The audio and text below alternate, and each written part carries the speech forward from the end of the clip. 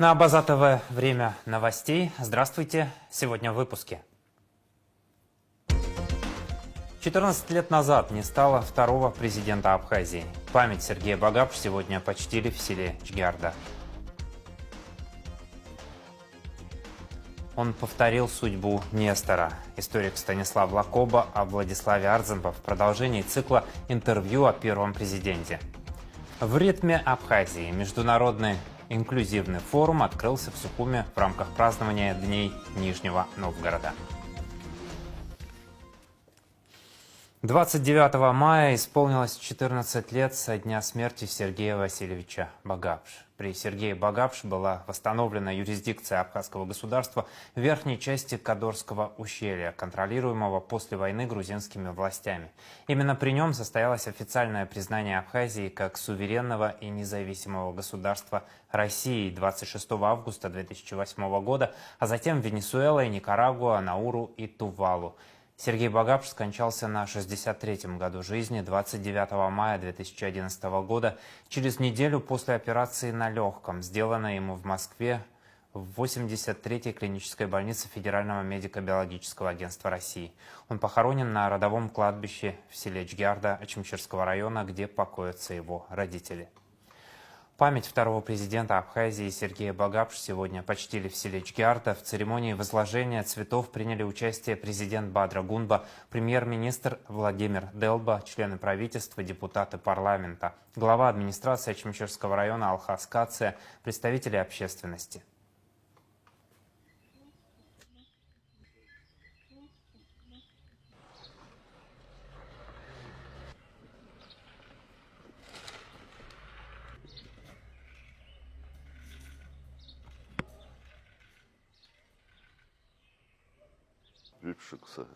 Сергей Васильевич Хабхейшти, Пызаду, Инамарит Занзант, Ханкара, Яхагылыз, Иждерот, Айбишрам, Иштех, Юдую Амтан, Сергей Васильевич Танайоз, Ханкара Напхач, Эйра, Геус, и Марины, и Шалом Лазыбзидзан, Яхбалашот, Убризаги, Дарьяйна, Ажлара, Гурагара, Ярайнук Зала Гима, на Советом Чра, Аус Нивозома, Чимчира Аус Нивозома, Яра и Тейпш, Яра и Ижларз, и мы загубалара, и нук зала гири ну балон, и пстазарат миги ну балар, отвехан.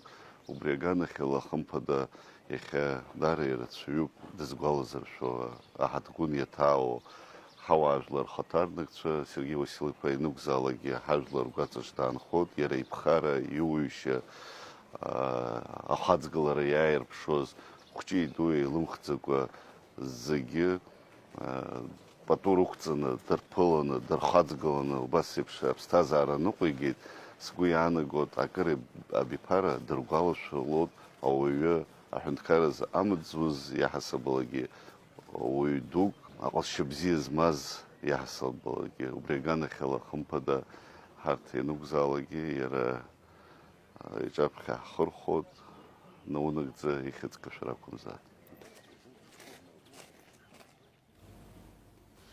В нашей программе смотрите фильм о жизни и о себе из архива База ТВ, посвященный памяти Сергея Багапш. Телекомпания База ТВ продолжает показ цикла телевизионных интервью с политическими соратниками первого президента Абхазии Владислава Арзенбо, ветеранами Отечественной войны народа Абхазии, сотрудниками администрации первого президента, деятелями культуры. В сегодняшнем выпуске государственный и общественный деятель, абхазский историк Станислав Лакоба приводит исторические параллели, где судьбы главы Абхазии Нестора Лакоба и Владислава Арзенбо во многом перекликаются и даже повторяют друг друга. Всегда лежала вот перьевая ручка, он любил это, чернила. И он, в общем, вовсю работал как машина. Так хорошо у него так рука ложилась на бумагу. И, кстати говоря, почерк был у него очень ясный, четкий. Очень интересный почерк. И, кстати говоря, потом я как-то обратил внимание, ему тоже сказал: слушай, твой почерк похож на Нестора Лакоба почерк. Ну вот так как-то получилось. И на самом деле похоже. Вы неоднократно сравнивали его с Нестором Лакоба. Однажды такое случилось, когда он отправился на переговоры в Тбилиси. Вы тогда его предупреждали о том, что не стоит этого делать. Расскажите эту историю, пожалуйста. Ну, я много раз говорил об этом. Это было в августе 97 года, как сейчас я помню. Вот, он меня пригласил, вот, и я уже не был депутатом тогда. Это было 11 августа. Встреча была здесь, вот у него в кабинете. Но когда я пришел там, я даже помню, кто был. Там был Сакрат Рачевич Джинджоли, там был вице-президент Аржба, Сергей Шамбал был, Джергения был, Астамур Тания был. Ну и вот когда разговор об этом как бы зашел, я сказал, каким образом вы себе это представляете, вашу поездку туда. Что посмотрите, аджарский глава Абашидзе, он не ездит в Тбилиси, а вы после такой войны решили поехать?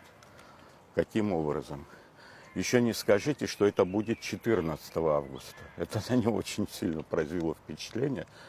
Он аж так встрепенулся, ему это очень не понравилось, но он решил, что я что-то знаю, понимаете? Но я понятия не имел, что это будет. Я сказал, ни в коем случае. Потом я говорю, судьбу Нестора Лакоба, как, вы забыли, что ли, что произошло, случилось? Интервью с государственным и общественным деятелем, историком Станиславом Лакоба смотрите в эфире телеканала после выпуска новостей. Председатель Союза журналистов Абхазии Руслан Хашиг выразил благодарность руководителям российских телекомпаний за информационную поддержку празднования 80-летия со дня рождения первого президента Абхазии Владислава Арзымба. В письмах, адресованных председателю Союза журналистов Российской Федерации, генеральному директору Первого канала, генеральному директору ВКТРК, генеральному директору телеканала НТВ, генеральному директору телеканала «Звезда», в частности, говорится: уважаемые коллеги, Союз журналистов Абхазии высоко ценит российско-абхазское информационное сотрудничество. Традиции, заложенные еще в период Отечественной войны народа Абхазии, в эти дни получили очередной импульс и вышли на новый уровень развития. Выражаю уверенность в дальнейшем успешном сотрудничестве российских и абхазских журналистов на благо наших дружественных народов и государств. Желаю вам и вашим коллективам творческих успехов, благополучия и хороших новостей. Конец цитаты.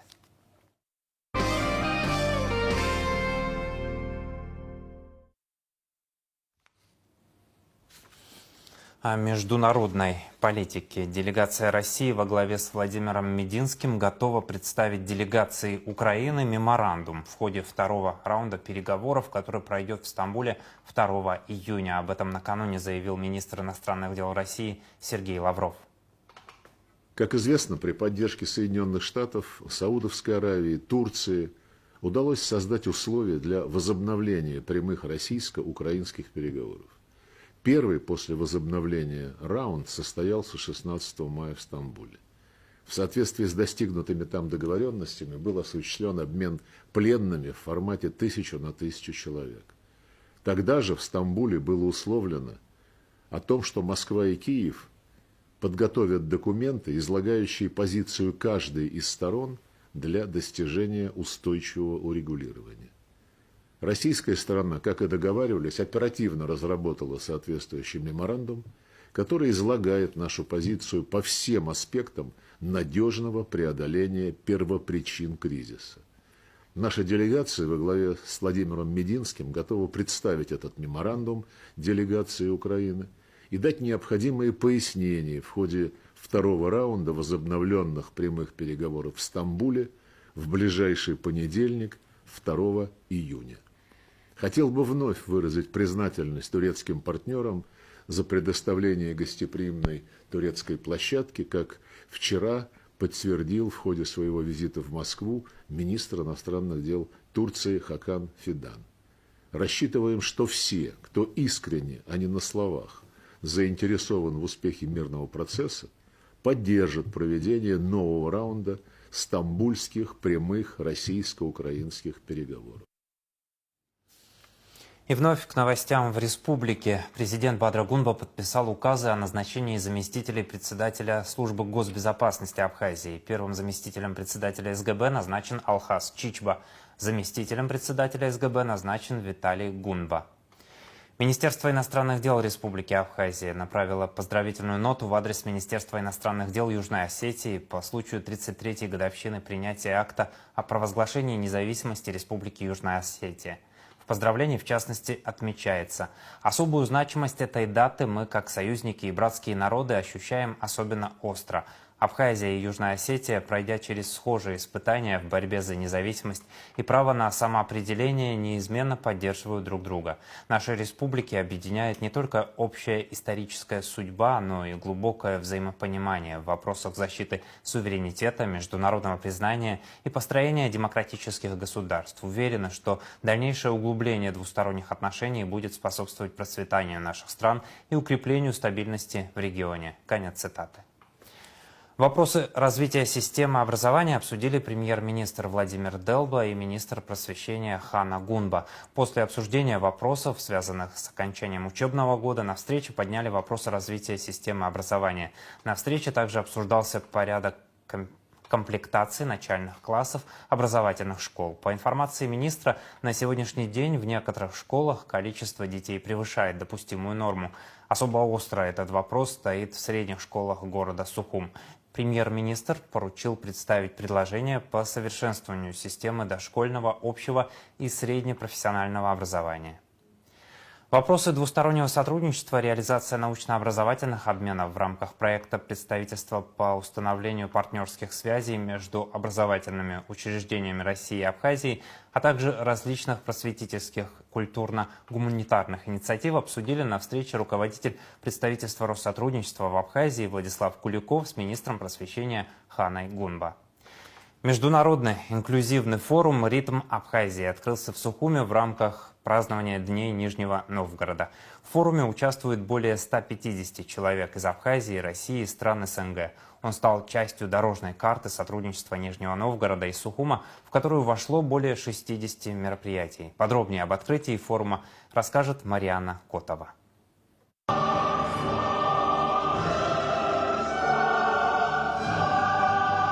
Более 150 человек из Абхазии, России и стран СНГ собрал в Сухуме международный инклюзивный форум «Ритм Абхазии». В нем принимает участие активная молодежь, включая людей с инвалидностью и ОВЗ. Они смогут разработать проекты в сферах доступного туризма, инклюзивного образования, трудоустройства или организации спортивных мероприятий для людей с инвалидностью. У нас есть такой проект, он в Нижнем стартовал, это детсад.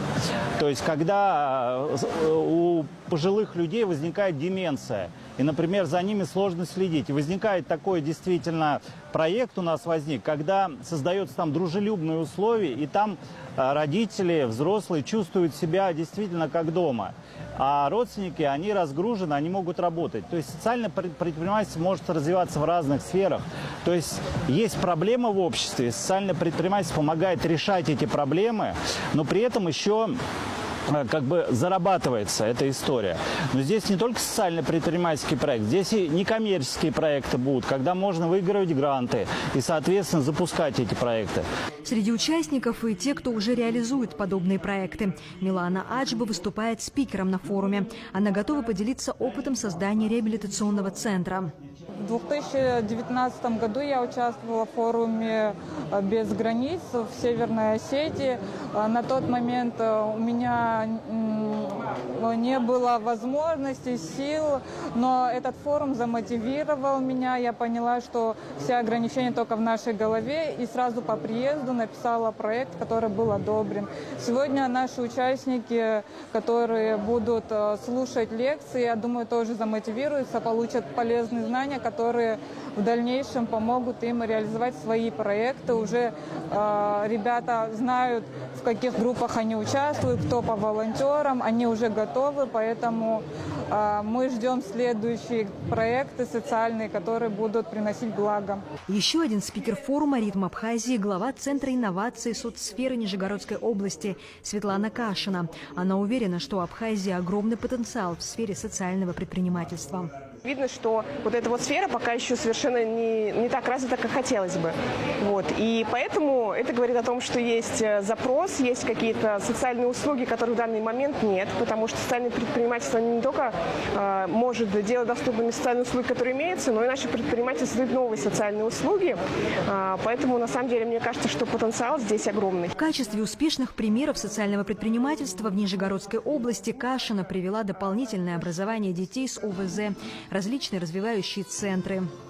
Самое популярное направление, которое в Нижегородской области есть, это дополнительное образование детей. Это различные развивающие центры для так называемых нормотипичных детей и различные центры, в том числе реабилитационные, для детей с инвалидностью либо ограниченными возможностями здоровья. К сожалению, сейчас становятся более распространенные различные заболевания, в том числе расстройство аутического спектра, например, которые, конечно, требуют особого подхода и особой доступности. По ее словам, в понятии социальное предпринимательство не должно вводить в заблуждение слово «социальное». Все это про бизнес и, возможно, его господдержку. Социальное предпринимательство не предполагает то, что есть какие-то благотворительные услуги, либо какие-то бесплатные, либо скидки. Но, конечно, если предприниматели это реализуют, это большой плюс. Более того, наши социальные предприниматели очень часто организуют различные благотворительные акции, либо бесплатные дни действительно для таких людей. Кроме того, государство часто подключается к поддержке социальных предпринимателей, в том числе посредством социального заказа, посредством компенсации затрат за понесенные социальные услуги для таких предпринимателей. То есть здесь есть возможность, на самом деле, как и оказывать обычные коммерческие услуги, так и взаимодействовать с государством, поскольку решение социальных задач, в том числе, конечно же, это одна из самых важных функций государства. По словам вице-премьера Абхазии Вараздата Минасяна, у Абхазии хороший шанс перенять опыт в активно развивающейся сфере, а также возможность продолжить и укрепить деловые связи с российскими коллегами. У Нижнего Новгорода колоссальный опыт в этом направлении. Наша задача живой пример и приобрести этот опыт, взять его к себе и создать такую абхазскую специфику. Вот эти их модели, я думаю, нам надо приобрести для себя и сделать их нашими, своими. Нашим традиционным, как говорится, русле, учитывая наш менталитет. Я думаю, что это большой опыт для нас, и в будущем это для нас очень значимо. Форум «Ритм Абхазии» стал продолжением форума социальных предпринимателей «Территория ритма», который проводится в Нижегородской области с 2017 года. Он станет частью более 6 десятков мероприятий в рамках дорожной карты по сотрудничеству Нижнего Новгорода и Сухума, которую ранее подписали главы городов Беслан Эшба и Юрий Шалабаев. Марианна Котова, Инна Лагухава, Абазатова. Выставка «Рождение человека» открылась в Абхазском государственном драматическом театре имени Чанба. Она проводится в рамках международного культурно-просветительского фестиваля «Путь дружбы». Экспозиция получила название по одноименному рассказу Максима Горького. Произведение было написано на основе тех событий, которые он пережил недалеко от Ачимчира, на берегу реки Кадор, где ему пришлось принять роды у женщины. А в Абхазском государственном музее открылась фотовыставка нижегородского деревянного зодчества. В экспозиции представлены фотографии уникальных образцов деревянной архитектуры, а впереди посетители ожидает этновечер с участием фольклорно-этнографического ансамбля «Светит цвет», где прозвучат подлинные народные песни, собранные в многолетних экспедициях по российской глубинке. Подробности в нашем эфире в пятницу 30 мая. Руководство Международного комитета Красного Креста и движения «Матери за мир и социальную справедливость» встретилось со студентами Национального университета. Главная тема мероприятия – обширная работа организации по поискам пропавших без вести. На встрече обсудили актуальные вопросы поисковой деятельности, истории пропавших без вести, важность сохранения памяти о них. Тему продолжит Рада Чечава. Десятки семей в Абхазии вынуждены жить и мириться с болезненным, гнетущим незнанием, быть может, незнанием самым тяжелым и горестным о судьбе своих близких. Большинство пропавших без вести – герои, защищавшие родную землю в кровопролитной войне за свободу и независимость Абхазии. Спустя долгие годы поиски канувших в лету истории все еще продолжаются. Встреча, прошедшая в Госуниверситете, была посвящена именно поисковой деятельности, которой занимаются Красный Крест и Движение Матери Абхазии за мир и социальную справедливость на протяжении многих лет. Председатель Движения Матери Абхазии за мир и социальную справедливость Гули Кичба, сотрудники Международного комитета Красного Креста и родственники пропавших без вести рассказали студентам о проводимой работе, поделились трагичными историями. Говорят, что пока не похоронен хоть последний солдат, война считается неоконченной. Но мы обязаны их останки искать, находить. Конечно, в этом нам помогает Международный Красный Крест. Ну, вот сегодня вы видели, выступали молодые уже люди, которые обучены вот этой очень кропотливой поисковой работе, идентификации, эксгумации. Они были обучены в каких-то других государствах, где это больше проходит, как бы они опыт получили. Вот это очень радует. На самом деле мы давно планировали встретиться со студентами Абхазского государственного университета, показать вот нашу работу. В рамках трогательной встречи подрастающему поколению представили также выпущенные книги, посвященные памяти пропавших без вести ребят, героев войны, победу в которой им не суждено было отпраздновать. По словам Гули Кичба, книги изданы на русском и абхазском языках в общем количестве 1500 экземпляров. Здесь, кстати, не о боевых каких-то его пути, а о том, каким он мог стать, какие они могли бы стать художниками, писателями, учеными, инженерами. Это все мы хотели студенчеству как бы показать, чтобы я больше чем уверена, что они такие же с чувством, с долгом относятся к нашей истории, к нашему прошлому. Но когда ты встречаешься с ними, это больше в них остается. И вот передать наш опыт, передать то, что мы каждый день как бы делаем, а делаем мы не для себя, мы делаем для будущих поколений, чтобы память, героическая память нашего народа была не забыта.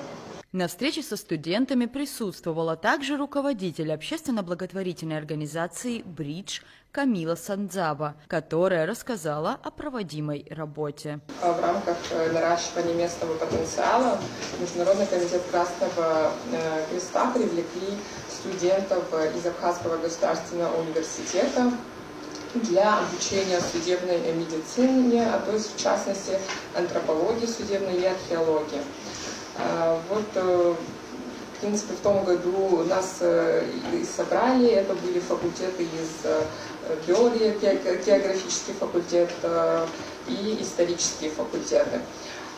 После чего это, в принципе, стало важным шагом для создания нашей организации. И уже в 2021 году, после того, как мы получили определенный опыт и знания в этой области, мы создали свою благотворительную общественную организацию. И по сей день мы работаем в данном направлении, сотрудничаем очень тесно с Движением Матери Абхазии, поддерживаем семьи пропавших без вести, проводим ежегодно встречи. В рамках встречи родственники без вести пропавших поделились с ребятами трогательными историями героев, пожертвовавших жизнями ради свободы Родины. Брату Аиды Ханелия, пропавшему без вести более 30 лет назад, было всего 17 лет, когда началась страшная кровопролитная война. Когда началась война, выехали, нас всех детей собрали, и нас вывезли в Белореченск, и там он слышит о том, что 15 августа наш двоюродный брат, двое наших двоюродных братьев, Ацинда Юра и Тимур Ханелия, студенты на тот момент университета, они поднимаются на вышку, на фуникулер, там берут вот эту группу молодых ребят, которые думали, что там нет грузин, их берут в плен и жестоко их убивают. И он слышит о том, что погибли Тимур и Юра. И с этого момента человек просто ставит своей целью вернуться в Абхазию на войну. И вот при мне происходит разговор с мамой. Ну, естественно, мама ругается. Мама говорит: нет, ты маленький, тебе еще 17 лет, какая война? И он говорит тут фразы: мама, когда ты не врала? когда говорила, что нет ничего дороже Родины. Или сейчас, когда говорит, что главное, чтобы я сохранил себя. И крик ликования, просто он кричит: «Ура, она мне разрешила!» Он пошел и прошел всю войну до практически последнего месяца. Аида Ханелия, рассказавшая душевную, удивительную историю о своем брате, совсем юном парне, упорно готовом сражаться ради независимости Абхазии, жертвуя буквально всем, напутствовала студентов и поблагодарила всех, кто ежедневно помогает семьям пропавших без вести. А в завершении мероприятия присутствующим показали документальные фильмы, посвященные поисковой деятельности организаций. Рада Чачава, Торник Амичба, Абаза ТВ.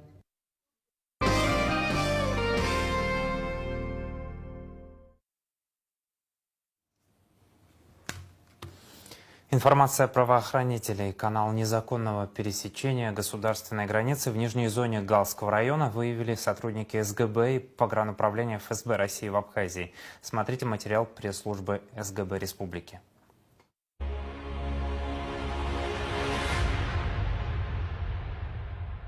Сотрудниками Службы государственной безопасности Республики Абхазия и пограничного управления ФСБ России был выявлен очередной канал незаконного пересечения государственной границы в нижней зоне Гальского района. Так, в мае 2025 года были задержаны две группы иностранных граждан, а именно граждане Турции Сельчук Гюрен 1997 года, который по оперативным данным пребывает в международном розыске по линии Интерпола за ранее совершенное заказное убийство на территории Турции, и Доган Берсан 2001 года, который также объявлен в розыск за совершенное убийство и распространение наркотических веществ. Также 26 мая 2025 года были задержаны граждане Азербайджана Азизов Хасан Этибар Оглы 1974 года и Тахмазли Намаз Тахмаз Оглы 1990 года рождения, которые во избежание уголовной ответственности на территории Грузии попытались скрыться на территории Абхазии. С какой целью вы приехали на территорию Абхазии?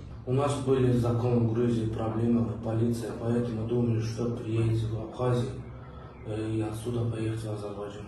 В отношении вышеуказанных граждан Следственным отделом СГБ Республики возбуждены уголовные дела по части 2 статьи 324 Уголовного кодекса Республики Абхазия.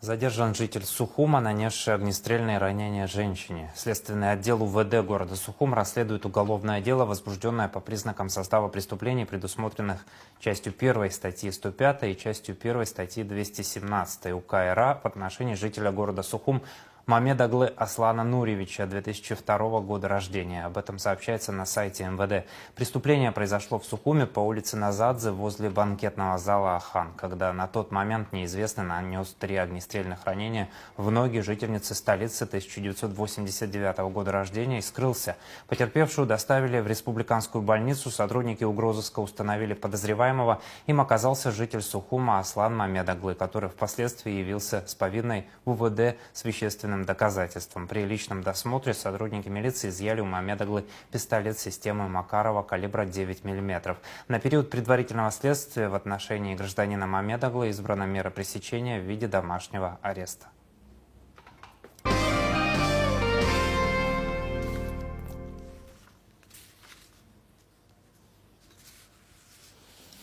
В галерее Ауада прошла премьера документального фильма «Станцы», посвященного 30-летию первой частной художественной галереи Абхазии «Агава». Фильм не только рассказывает о прошлом, но и сохраняет атмосферу того времени, когда искусство стало актом свободы. На презентации побывала и наша съемочная группа. Слово Зауру Кварчи.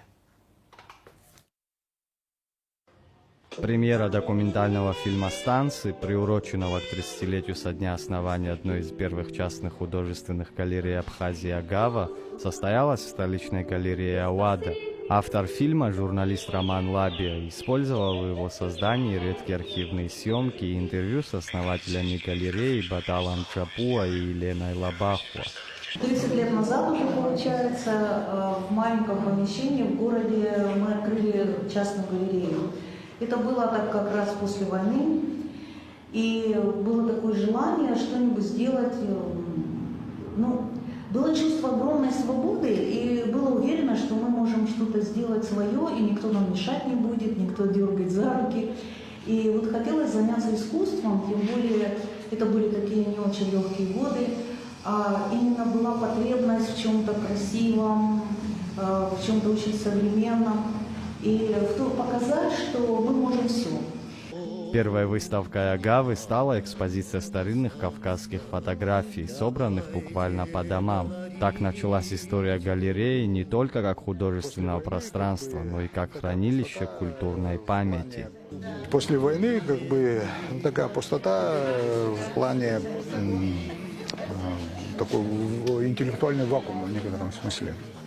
То есть вот, где можно раскрыться человеку, площадки не было. Идея была такая, как бы мобильность, в первую очередь, высказывание, то есть высказывание, своевременное высказывание той мысли, которой ты хотел бы с кем-то поделиться. Позже на базе галереи возникло творческое объединение свободных художников, уникальное сообщество, объединившее живописцев, архитекторов, исследователей. Его первым председателем стал Левар Сабутва. Сегодня многих из них уже нет в живых, и фильм стал попыткой не просто вспомнить имена, но и передать дух того времени, атмосферу свободы, поиска и творчества. Мы открыли галерею вот в те годы. На основе галереи было создано творческое объединение свободных художников. Его председателем был Левар Сабутва. 11 человек входило. Вот почти как бы все ушли от нас. То есть это и Леварса, и Тимур Кайтан, Анзора Гума, Боря Джонуа, Утармас Харашвили. То есть вот это все люди, которые стояли. И поскольку годы идут, и как бы все меняется. И вот хотелось хоть как-то об этих людях сказать, потому что если ты не скажешь, это все только вот потихоньку остается только в твоей памяти. И, конечно, каждому из них, они все, каждый из них яркая личность, и о них о каждом много можно говорить.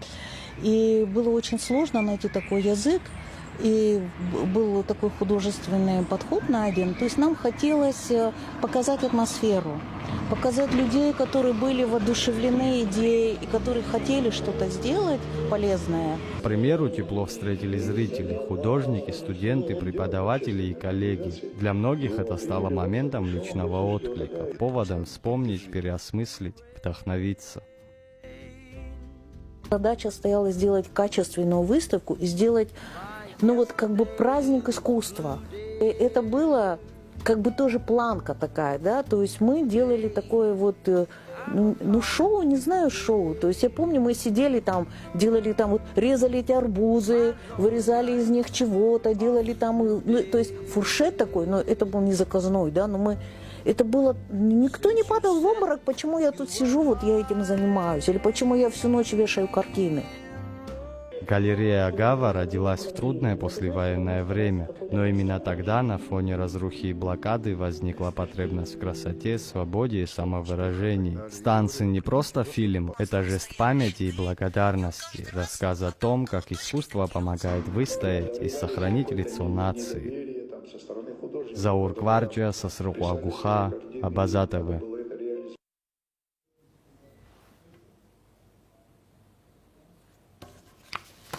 Премьеру фильма «Станция», посвященного 30-летию первой частной художественной галереи Абхазии «Агава», смотрите на нашем канале 30 мая, в пятницу. Абхазский государственный молодежный театр вынес на суд зрителей премьеру спектакля по пьесе Дарио Фо «Не всякий вор-грабитель».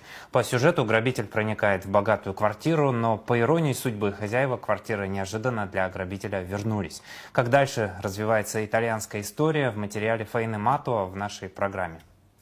О спорте. Герман Арджения стал победителем чемпионата Краснодарского края по боксу среди мужчин. Турнир посвящался 80-летию победы в Великой Отечественной войне и проходил в Краснодаре 26-29 мая. Спортсмен провел 3 боя в весовой категории 63,5 килограмма. В финальном поединке он взял верх над Сергеем Егоровым.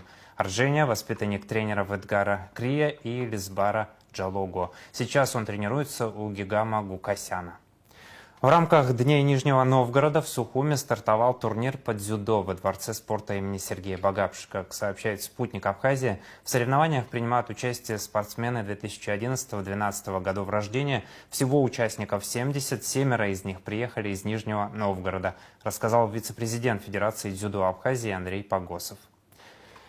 Внимание, воды не будет. Водоканал столицы сообщает, что в связи с проведением ремонтных работ в пятницу 30 мая с часу ночи до 18:00 будет прекращена подача воды в районах города Сухум. Новый район, Старый поселок, массив Гумиста, улица Эшба, улица Семирджиева, улица Трапш. Сейчас о погоде.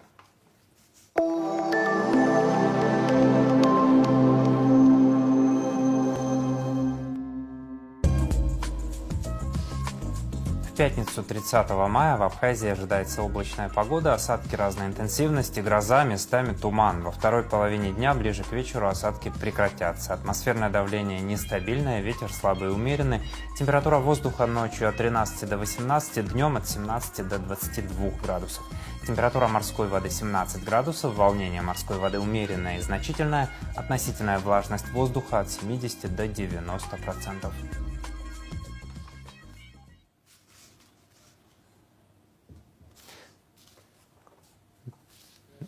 На этом выпуск завершен. Следите за развитием событий вместе с нами. До новых встреч в эфире.